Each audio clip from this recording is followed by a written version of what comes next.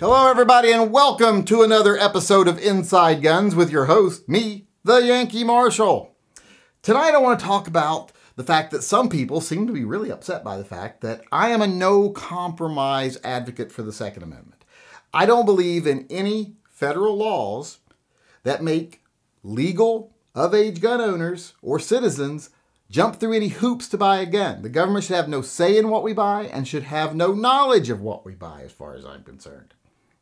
As long as you are a free citizen and you are of age, no other laws, no requirements, no background checks. I'm not a big fan of background checks. Not just because they're a violation, and I believe, of our rights. It's like a poll tax almost. It's like us having to prove we can exercise our right. That'd be like saying, well, you can speak your mind against the government, but first you've got to jump through these hurdles and fill out these forms and go through this background check. No, people wouldn't accept that. I don't accept it on the Second Amendment either. So I don't believe the government should have any say in what we own or what we buy or even know what we buy, like I said. So I don't agree with background checks. I don't even agree with ID requirements, really. Because here's the thing. I believe, based on the Constitution and the way I read it, that certain rights are granted to all legal citizens who are of age. Not everyone is of age and not everyone is treated the same in the Constitution. You don't even join militias until you're a certain age. So I think that those are the only restrictions on Second Amendment rights in this country. You have to be a legal citizen and you have to be of age. So this is where a lot of people are going to say, well, ha, right there. You've just said you have to be a legal citizen and you have to be of age.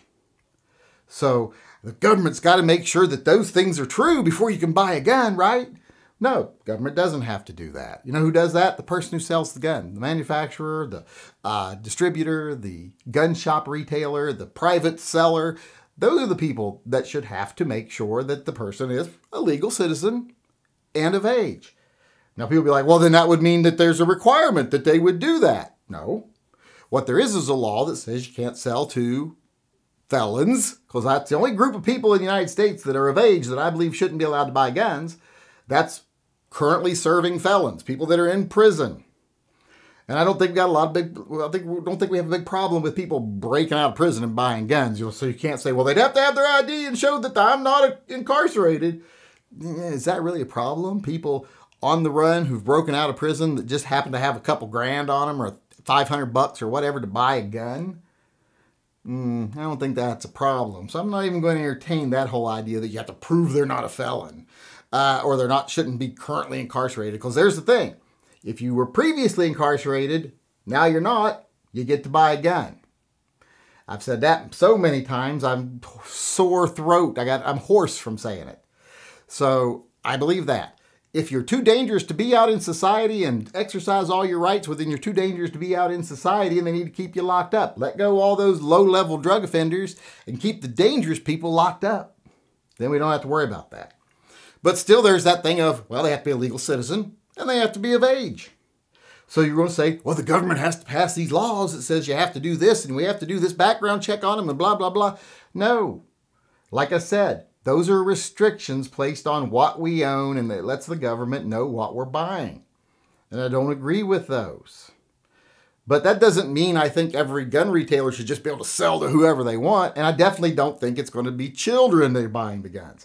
And I really want to address the whole children thing. Because someone sent me a nasty email. And that's what kind of spurred this whole video that said, you said you don't believe in any gun laws and you don't even like ID requirements and blah, that means you're okay with children going in and buying guns. We're going to have 8-year-olds out on the street with guns. For one, where are they getting all this money? And two, I don't think that's going to be a problem either. I think most retailers can tell if someone's 8 years old. And here's the thing.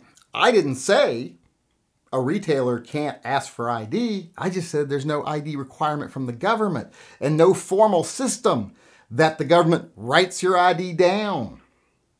I'm fine with them telling retailers and even private citizens, hey, it's illegal to sell to illegal aliens and children. If you sell to an illegal alien or a child, you're going to jail. You will lose your freedoms. I have no problem with that. I'm a firm believer of consequences of your actions if you do something stupid. Especially if you sell a gun to someone who's illegal alien and they commit a crime, then yeah, you did something stupid and you have a lot of liability there. If you sell a gun to an 8-year-old and he shoots his little sister or his little brother, yeah, you have a lot of liability there and you should go to prison. But here's the thing. The government shouldn't put a system in place where they can gather all your information to make sure you're not doing those things. Because here's the thing. If you're going to break the law, you go break the law and you're going to do it anyway. If you're going to sell to an illegal knowing it's illegal, then you don't care what other laws there are in place. You don't even care if it's legal for you to make a private sale. You'll do it because you don't care about the law. You're a criminal. So what I'm saying is the onus should be on the people selling the guns. You know, they're the ones taking the risk. It's their liability. They open a gun shop. If I open a gun shop, I'm going to make sure every person who comes in my shop and buys a gun is a legal citizen and is of age. I'm going to ask to see their ID. But you're like, and now people are going to be like, but you just said you don't like ID requirements. Like I said, I don't like the government requiring these things. I don't like the government creating a database where all this information is kept. I've got no problem with me as an individual covering my ass when I sell a gun, or a gun shop covering their ass and their business's ass. Of course, they're going to ID everybody because they're going to want to know, yep, you're a citizen, and yep, you're of age. But that's not the government requiring it. That's a private business covering their own liability, so they don't go to jail. And I'm even okay with them keeping copies of your paperwork and stuff. I just don't think they should have to turn it over to the government unless there's been an actual crime committed or they're accused of a crime and they have to show that, no, that person that came in here that you're trying to say is underage and not a citizen, here's their ID they gave me. So, and if it's fake or something like that, well, then that's on you. That's why you verify the IDs. You've got those little systems. I'm okay with those things. Because like I said, I'm okay with a private business wanting my ID to sell me a gun. I'm not okay with the government gathering my information to sell me a gun. Like, I know sometimes you're going to have ID for things. Like, I would never expect I can get a mortgage without proving who I am. I wouldn't expect I can buy a car without proving who I am. And that's just because of financial issues. So, of course, I would understand that a gun shop would go like, hey, if I sell you a gun and you're either illegal or 17 and just look like this, I'm going to jail. So I'm going to require identification. I want to know your social security number. I want to know these things. Just in case. You know, I want to see your driver's license, at least. I'm okay with that. I got no problem with that. And I don't think if a lot of gun shops and private sellers, whatever, if they knew it's illegal to sell to these groups, I'm not going to sell to those groups because I'm not going to prison for it. I'm going to see some ID. And like I said, totally fine. Can you understand the difference there? One circumstance is the person selling the item making sure they're not breaking the law. They're covering their own ass. I'm okay with that. The other thing is the government creating a bunch of hurdles, and not only creating hurdles, but creating a database and maintaining your private information so that they not only know who you are and that you're buying a gun, but what you're actually buying. So big differences there. So don't come at me with this stuff that, oh, if you don't believe in gun laws and that the government should watch every step of the transaction, then you believe just every illegal alien and every felon and every child should be allowed to buy a gun. No, I don't. Felons that are not in prison, yes. Legal aliens, no. Another group of people that I don't really think are going into gun shops and paying full price for guns a lot. So I'm not that big of an issue, I don't think. I don't think they'll be turning away a lot of illegals. But, you know, children, same thing. I don't think they're going to be turning away a lot of children because I don't think they're going to come in and try to buy guns. But I do believe in putting the responsibility on the gun shop so that they cover their own ass, and I have no problem with them asking me that information. Just like I have no problem with a private business saying, you have to do X if you want to come in here, as long as they apply that to everybody. I don't get to say, oh, that's a violation of my rights and you got to let me in even if I do the opposite of what you said I have to do to be in your business. No, I don't have that right. I don't have a right to be a jackass. That's a privilege as far as I'm concerned, being a jackass. And sometimes people revoke that privilege. by punching you in the throat or throwing you out of their business. So if you can tell the difference there, I hope you're understanding what I'm saying. I know I'm not always the best at getting points across, and I ramble, but I am no compromise on the Second Amendment. I do believe the only restrictions the government can put in place is saying that it is illegal to sell to illegal aliens. You have to be a citizen, and it's illegal to sell to children, people under the age of adulthood, whatever that age is, an arbitrary 18. That I'm fine with. Like I said, I believe the Constitution supports that. But anything else should be the purview of the seller. And if the seller is going to break the law and risk going to prison, they're probably going to do that anyway. And if they take precautions to make sure they're not breaking the law, I am fine with that. As long as it isn't the government that's putting those obstacles on us and those requirements on us. Because like I said, as far as the government is concerned, they should have no say in what I buy, where I buy it, when I buy it, and they should not know what I buy. All right, everybody, with that being said, I want to move on to my favorite part of the show, gun talk. And today I'm going to answer a question that I've answered before. But one thing we have to remember as content creators is just because we said something 2 years ago doesn't mean people that started watching us 6 weeks ago have ever heard it. And I don't really expect people to go back searching through my old videos. So I'm going to go ahead and answer the question here. A person asked me, several people ask me all the time, but a person asked me the other night in live chat, if you can only have one rifle for survival, what type of rifle is it going to be? And I think they were wanting to know, like, oh, is it going to be an AR? Is it going to be an AK? Whatever. But if it's a long-term survival situation, and I confirmed that with them, is this long-term? Government's falling. I'm on my own on a mountainside and I got to survive. And they said, yeah, kind of like that. And I said, well, then it's going to be a bolt-action hunting rifle. Because here's the thing. I might have to defend myself occasionally. And it could happen once a week. But here's something I got to do every day. Eat. So hunting is going to be the #1 priority for that rifle, providing me with protein, food, maybe even skins for clothing, shelter.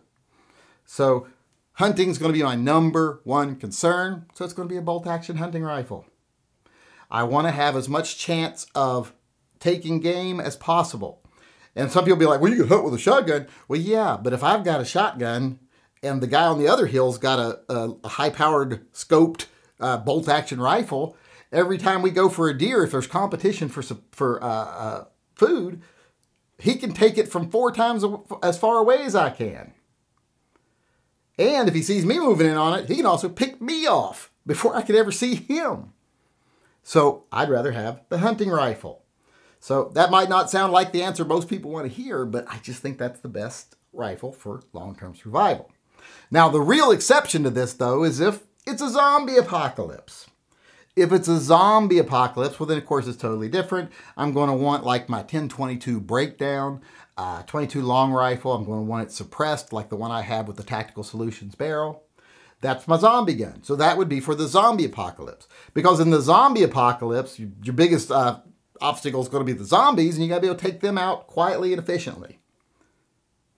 And then scavenge for food if you have to. And then if you have to use it for hunting, rabbits, squirrels, things like that. So those are the only time, that's the only time I would choose something other than a good bolt-action rifle. It would be the zombie apocalypse. But since the zombie apocalypse is probably only a 20% chance of happening, at most, I would say, I'm probably going to say the answer would still be a high-powered bolt-action hunting rifle for most survival situations, because you got to eat every day. All right, everybody, to end the show here today, I just want to say thank you to everyone that made the fundraiser for Kira's surgery a huge success. We hit our mark last night, so we have completely funded her surgery, and we gave away the last 3 of the no FUD zone signs. So what I want to do right now to end the show is I want to read all of the winners' names, including the ones from last night. If I read your name here, send me an email to shootingleftofcenter@gmail.com, and in the subject line put sign winner. SIGNWINNER.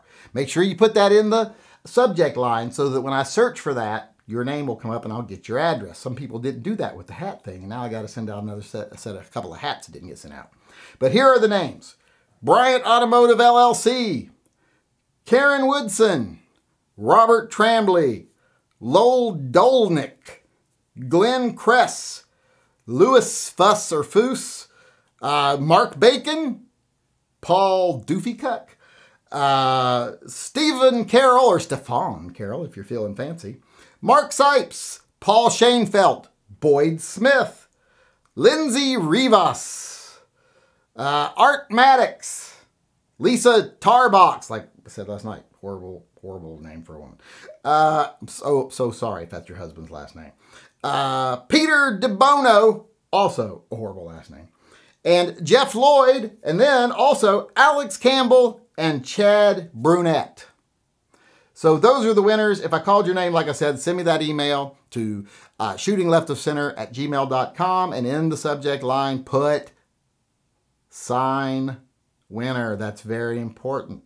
And I'll get those out ASAP. And like I said, once again, thanks to everyone that made this a success. Kira will be getting her surgery, and it's all thanks to you guys. All right, everybody, that's our show for today. I hope you enjoyed it, and I hope you come back again tomorrow.